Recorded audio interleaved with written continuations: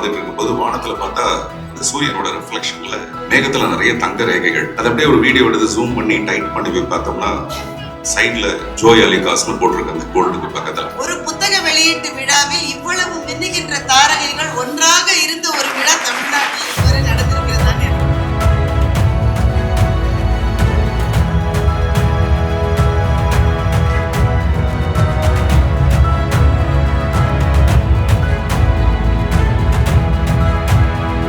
அவர் கடையில் எத்தனை பேர் வேலை செய்யறாங்கன்னு வரட்டுங்களா?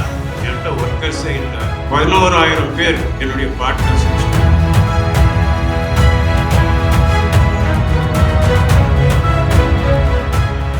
I hope you will read Ankamagan and share your thoughts.